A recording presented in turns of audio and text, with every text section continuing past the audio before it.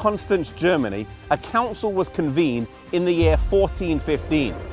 Three significant things took place. Firstly, it was called to discuss the schism between the popes. At that time, there wasn't one, nor two, but three rival popes, all declaring themselves to be the true and right pope. This council settled that schism and appointed someone who would rule after those three. It was also here where they declared the writings and John Wycliffe to be a heretic and ordered that his bones be exhumed and burned. It was also at this council where John Huss was ordered to appear to defend his teachings.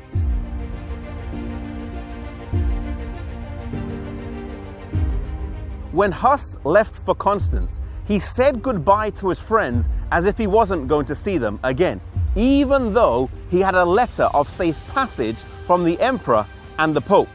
Soon after arriving here in Konstanz, by order of the pope and the cardinals, he was thrust into prison.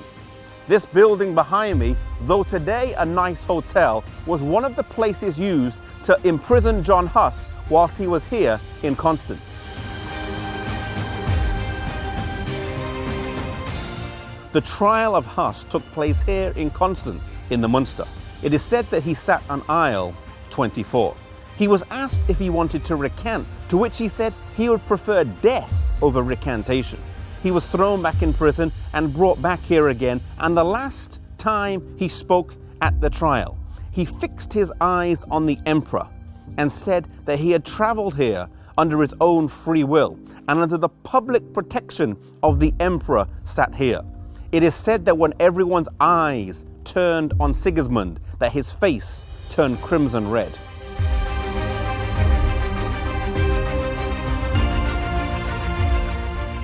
Sitting here in aisle 24, where Huss sat during his trial, our minds go back to Jerome.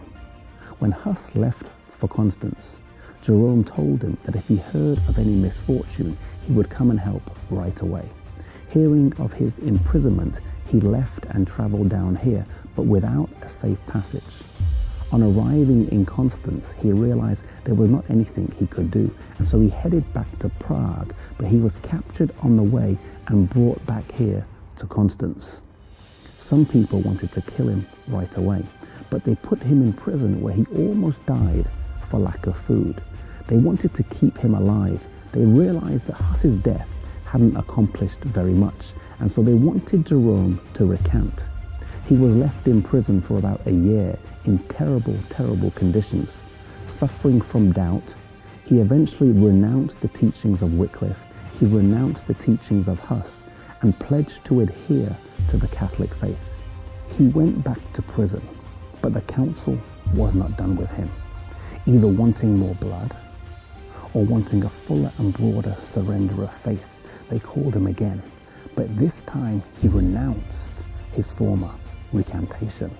He asked to address the house, and this was denied, but he remonstrated and was given the opportunity to speak.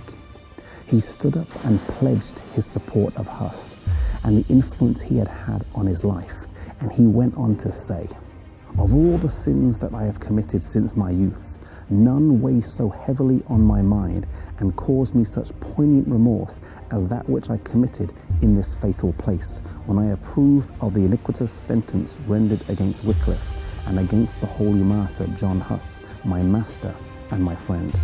Yes, I confess it from my heart and declare with horror that I disgracefully quailed when through a dread of death I condemned their doctrines. I therefore supplicate Almighty God to pardon me my sins, and this one in particular, the most heinous of all."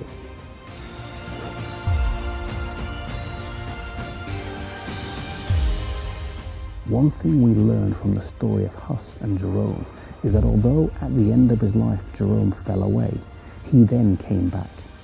Maybe you have fallen away in your walk with the Lord. Maybe you've backslidden. Maybe you've done things that you wish you had never done. Jerome was once strong in his faith and fell away, but at the very end, he came back. There's always time for us to come back to God. If you've fallen down, the most important thing is that you get back up and renew your acquaintance with the Lord. Maybe today If you've fallen away, you need to renew that acquaintance with God again.